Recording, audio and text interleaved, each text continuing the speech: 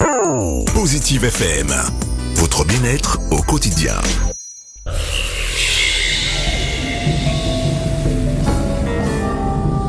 Votre podcast Santé Bien-être Global vous est offert par GVF Média. Parce que votre santé n'a pas de prix. Bienvenue dans votre podcast Santé Bien-être Global qui vous informe et vous conseille aujourd'hui. Nous recevons le docteur Nathan Baupel. Bonjour docteur. Bonjour, merci de me recevoir. Voilà, c'est nous. Donc, laissez-moi vous le présenter d'abord. Anciennement, il était interne et chef de clinique des hôpitaux de Paris. Il exerce actuellement à la clinique de Paris-Bercy et l'hôpital privé Geoffroy-Saint-Hilaire.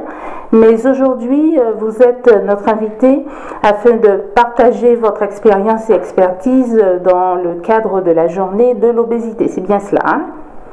Tout à fait.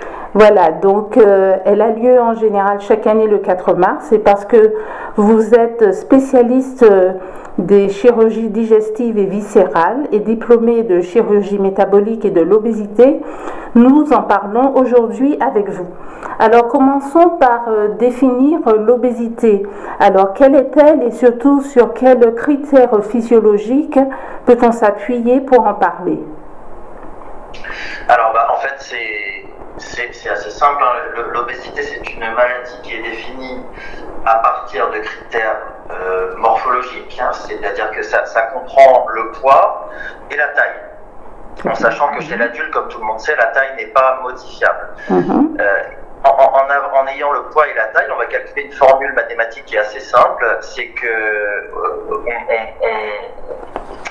on prend le poids sur la taille en mètres au carré. Et donc on va tomber sur un résultat qu'on appelle l'indice de masse corporelle. Et la définition de l'obésité, elle a été formulée par l'Organisation mondiale de la santé pour mettre tous les médecins d'accord. Et donc c'est un indice de masse corporelle qui est supérieur à 30 kg par mètre carré. Entre 25 et 30, on parle de surpoids, et supérieur à 30, on commence à parler d'obésité. Et un IMC défini comme normal, c'est entre 19 et 25, on va dire. D'accord. Alors, comment est-ce que l'on devient véritablement obèse? Alors ça, c'est une question assez difficile, hein. Je crois que c'est... ce qu'on sait actuellement, c'est qu'on parle de causes qui sont acquises et de causes innées. Alors bien sûr, il y a une proportion extrêmement faible et extrêmement rare d'obésité syndromique, c'est-à-dire d'obésité d'origine génétique avec des modifications de certains gènes. Les mutations génétiques, c'est des syndromes extrêmement complexes et qui représentent moins de 1% des cas d'obésité dans la population générale. Donc ça, c'est vraiment tout à fait à part. La survenue d'une situation d'obésité, elle est multifactorielle. Bien évidemment que notre mode de vie et nos professions qui sont de plus en plus sédentaires, la transformation des aliments avec des aliments qui sont beaucoup trop riches en lipides et en glucides. Et donc en fait on va tomber dans ce qu'on appelle un déséquilibre de la balance énergétique. C'est-à-dire qu'il va y avoir trop d'apports caloriques, finalement peu de dépenses. Donc tout part de là au départ. C'est-à-dire d'un déséquilibre entre les dépenses caloriques et entre les apports caloriques. D'accord. À côté de ça, il y a une part qu'on appelle l'épigénétique, qui est un petit peu difficile à comprendre. C'est-à-dire que c'est pas de l'hérédité au sens propre, et c'est pas non plus que du mode de vie, mais il y a un espèce d'environnement presque familial. Au final, c'est comme un mode de vie partagé qui va au final jouer sur l'expression des gènes. Voilà. Alors ça, c'est nouveau, c'est quelque chose qui est en train d'être élaboré, d'être étudié. Mais voilà, c'est une réponse un petit peu étrange, mais en tout cas, c'est ce qu'on peut dire actuellement, quoi. D'accord, très bien. Alors, finalement, est-ce que l'obésité est considérée comme une maladie, comme n'importe quelle pathologie? Alors oui, tout à fait. L'obésité, c'est clairement reconnu comme une maladie en tant que telle. D'ailleurs, si on veut être complet, on parle de maladie obésité. Et cette maladie, elle s'apparente en fait un petit peu comme ce qu'on appelle un facteur de risque en médecine. C'est-à-dire que c'est une situation pathologique qui n'empêche pas, dans certains cas, pour les patients de se sentir bien dans leur peau ou bien dans leur tête, hein, mais c'est une situation qui est à risque de provoquer la survenue d'autres maladies, comme par exemple l'hypertension artérielle, le diabète, le syndrome d'apnée du sommeil. On est plus à risque de faire des accidents vasculaires cérébraux, des problèmes d'infarctus du myocarde. Ce qu'on sait aussi, c'est qu'il y a une franche tendance, quand on est en situation d'obésité, à l'apparition de cancers du tube digestif, comme le cancer du côlon, le cancer de l'œsophage.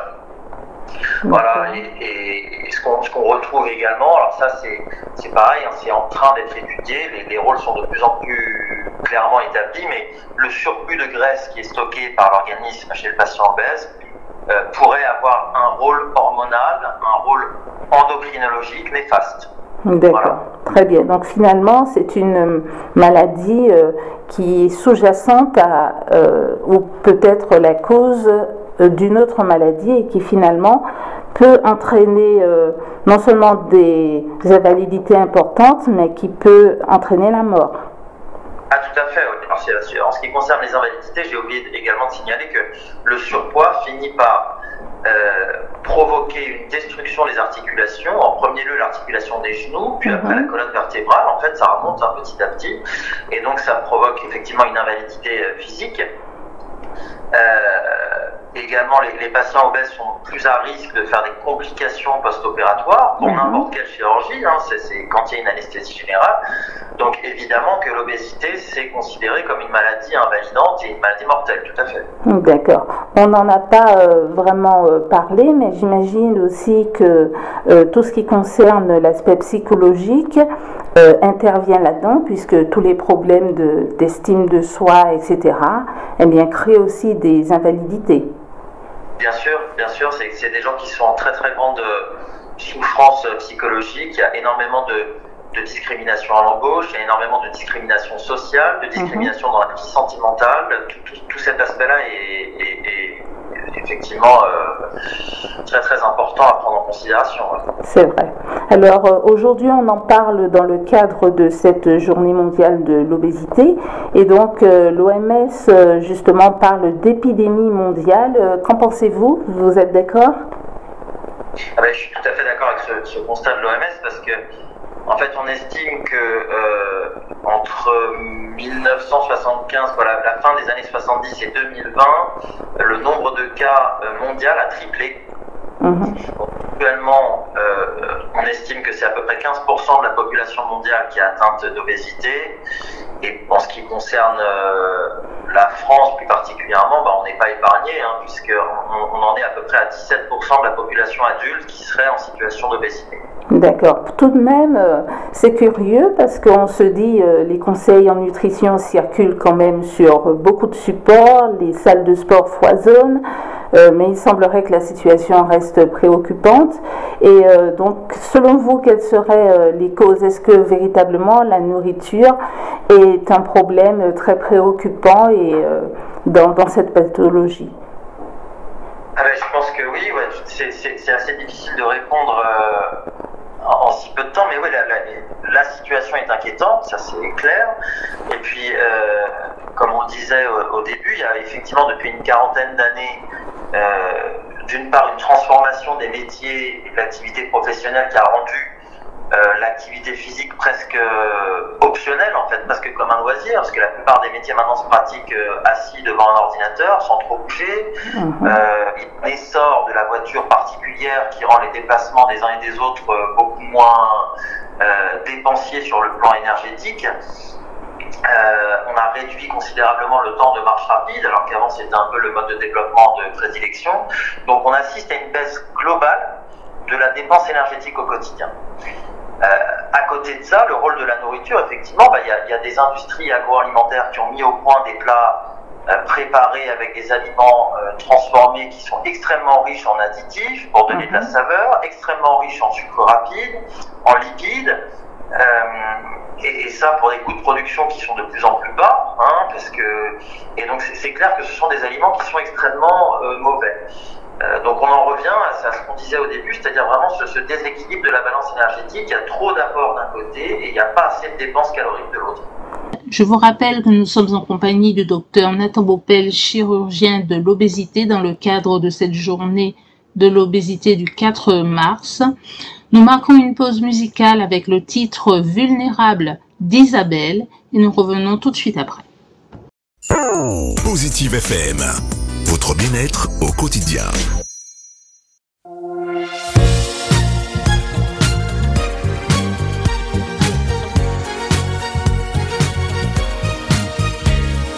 J'ai essayé d'ignorer mes problèmes, foncer sans jamais baisser la tête, la garder hors de l'eau.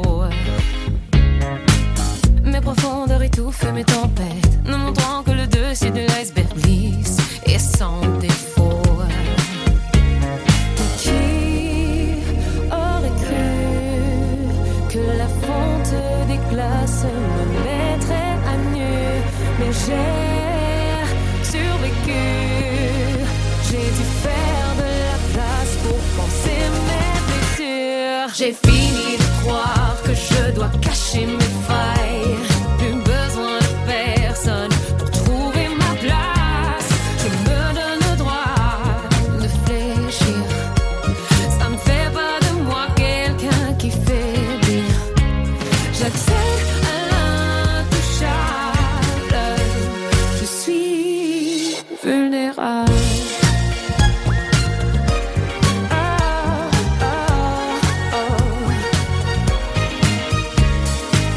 L'obsession de vouloir bien paraître, cacher mes failles et mes faiblesses, quitte à sonner faux. L'impression de jamais assez en faire, mais de vouloir à tout prix plaire, en demander beaucoup trop. Mais qui aurait cru qu'une sensible âme serait bienvenue derrière mon armure? Je me suis longtemps cachée, oh mais si j'avais su. J'ai fini de croire que je dois cacher mes failles. Plus besoin de personne pour trouver ma place. Je me donne le droit de fléchir. Ça ne fait pas de moi quelqu'un qui faiblit. J'accède à l'intouchable. Je suis vulnérable.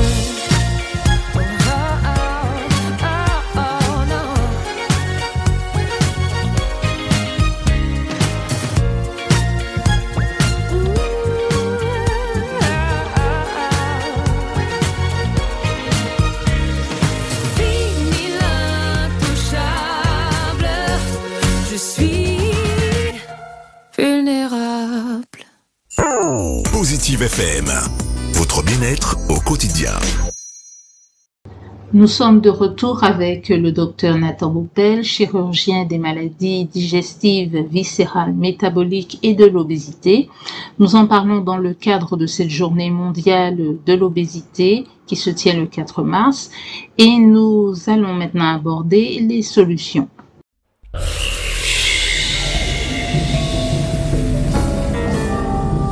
Votre podcast Santé Bien-être Global vous est offert par GVF Média. Parce que votre santé n'a pas de prix. Alors, c'est vrai que la situation est préoccupante, mais il y a quand même de l'espoir dans le désespoir. Donc, il existe des moyens de lutte pour y faire face, et parmi tous ceux qui existent, eh bien, c'est là que vous intervenez. Comment ? Et voilà, donc ça c'est l'essence même de mon métier, donc c'est effectivement il y a de l'espoir, hein, on n'est pas totalement démunis. La prise en charge de cette maladie elle est complexe, hein, elle exige plusieurs praticiens, plusieurs médecins, plusieurs professions paramédicales qui collaborent en même temps. On parle d'équipe pluridisciplinaire en fin de compte.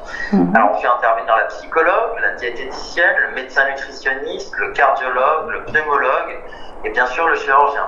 Alors pourquoi toutes ces personnes ? Parce qu'à chaque étape, en fait, il y a une atteinte de l'obésité sur tous ces aspects-là de la vie quotidienne.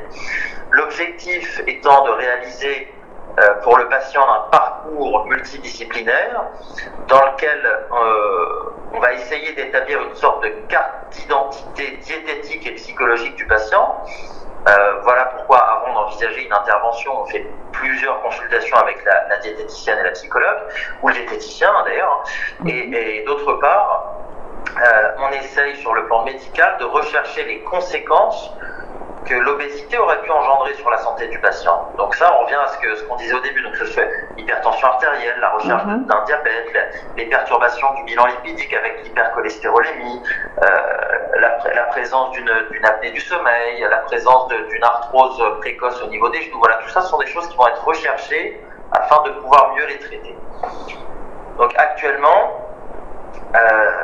l'intervention chirurgicale, c'est la seule option thérapeutique qui permet d'obtenir un résultat qui est durable dans le temps. C'est-à-dire que non seulement il y a une perte de poids, donc ça c'est vraiment entre guillemets le signe grand public de l'efficacité de l'intervention, c'est-à-dire que les pertes de poids sont importantes et elles durent dans le temps, c'est-à-dire que c'est pas comme un régime qui permet de perdre 15 ou 20 kilos et puis qui malheureusement dès l'arrêt du régime on va assister à un regain du poids. Voilà. C'est ce qu'on appelle l'effet yo-yo. Mais on va assister après une intervention à un contrôle, voire à carrément une disparition de toutes les maladies qui sont liées à l'obésité. Donc parfois on arrive même à supprimer les traitements antihypertenseurs chez les patients. On arrive à améliorer grandement les chiffres glycémiques chez les diabétiques. On arrive à supprimer l'appareillage respiratoire pour l'apnée du sommeil. Voilà, c'est ça qui est intéressant, c'est ça qui est valorisant. C'est-à-dire qu'on a une perte de poids, d'accord, mais on arrive à mettre les patients à l'abri de ces complications cardiaques et vasculaires. C'est ce qu'on appelle le poids de santé au final. Donc il ne faut pas confondre le poids de beauté, qui obsède un petit peu tout le monde, et le poids de santé. Voilà, le poids de santé, c'est ça. D'accord. C'est vraiment le plus important parce que c'est se sentir bien dans sa peau, pas faire comme tout le monde ou suivre la mode ou la tendance. Voilà, c'est se sentir bien soi et être en santé. Tout à fait, tout à fait. Alors, vous vouliez rajouter par rapport à cela ? Non, simplement que en ce qui concerne vraiment l'arsenal chirurgical qu'on a à notre disposition, il y a énormément d'interventions qui ont été inventées depuis une vingtaine d'années. Il y en a une quinzaine en tout. Il y en a qui ont disparu, il y en a qui sont réapparus. Il y a principalement en France 3 interventions qui sont pratiquées. La sleeve, bien sûr, qui consiste en une réduction du calibre de l'estomac, qui est actuellement l'intervention la plus pratiquée en France, c'est celle qui a le plus de succès entre guillemets en France actuellement. On a le bypass bien sûr, qui est une dérivation du circuit intestinal, et l'anneau gastrique, qui a été largement pratiqué il y a une dizaine, voire une quinzaine d'années, et qui est quasiment abandonné. On en pose encore de temps en temps, mais c'est de plus en plus rare. Il y a des nouvelles techniques chirurgicales qui sont en train de voir le jour, qui sont beaucoup plus compliquées, on ne va pas rentrer dans les détails, mais c'est la dérivation biliopancréatique couplée à la sleeve, qu'on appelle le SADI. Il y a l'histoire du mini bypass, qui fait l'objet d'une controverse actuellement et d'une guerre entre chirurgiens, bref. On ne va pas rentrer dans les détails, mais voilà, c'est ce qu'on a actuellement à notre disposition en tant que chirurgien pour pouvoir traiter cette maladie. Très bien. Alors c'est vrai que peut-être que l'auditeur ou le public lambda n'est pas très au fait des spécialités dont vous parlez, mais vous qui avez cette expérience depuis plus d'une dizaine d'années, donc pourquoi avez-vous choisi justement cette spécialité médicale de toutes celles qui existent ? Mais ça, je me pose la question encore tous les matins, vous savez. J'ai pas de... C'est très dur de vous répondre, je pense que ça s'analyse sur un divan avec une psychologue. Bon, mais je pense que...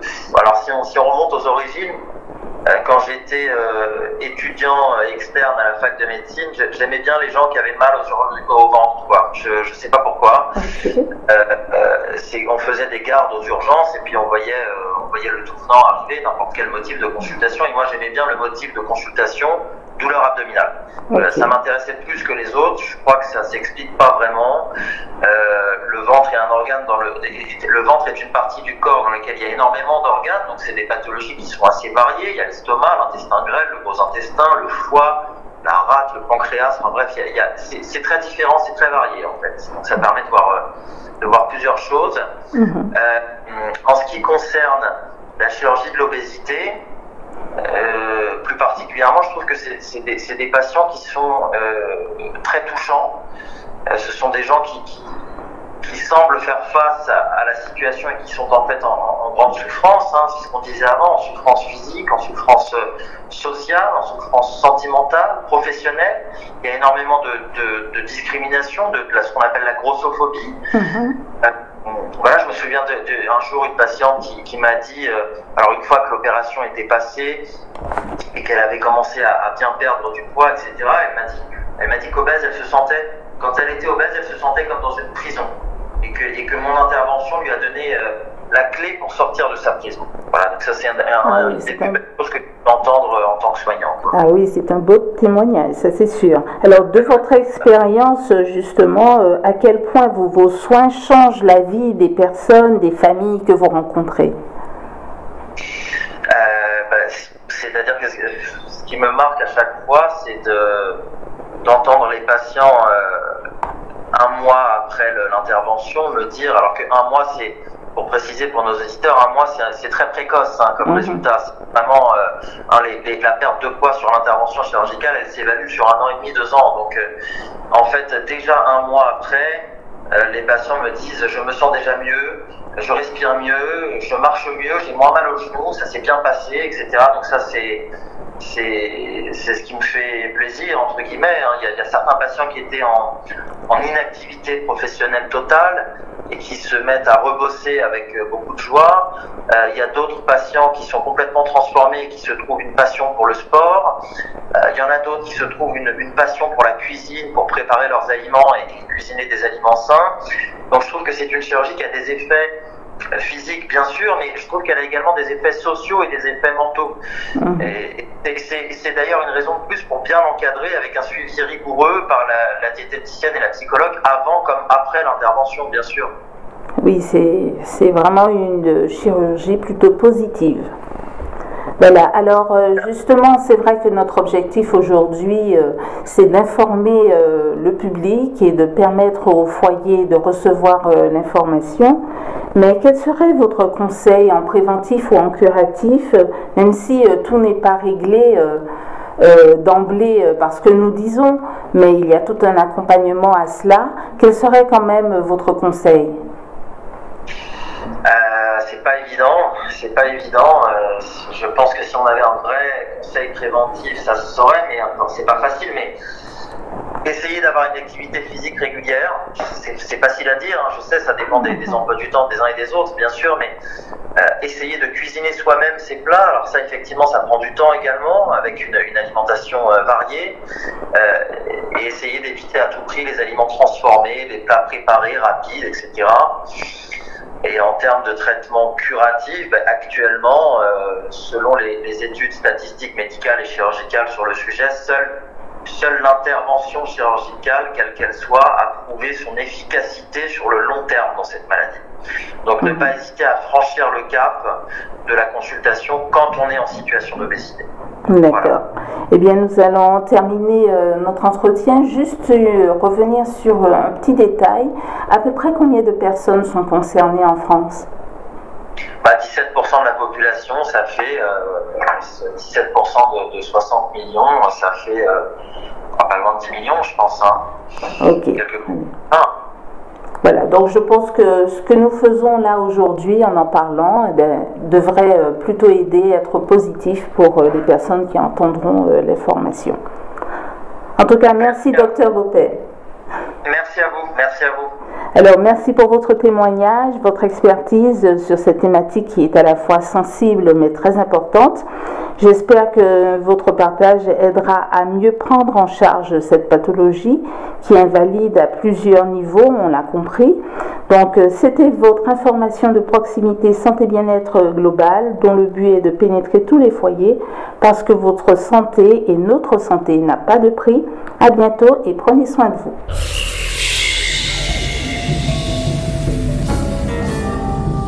Votre podcast Santé Bien-être Global vous est offert par GVF Média. Parce que votre santé est précieuse.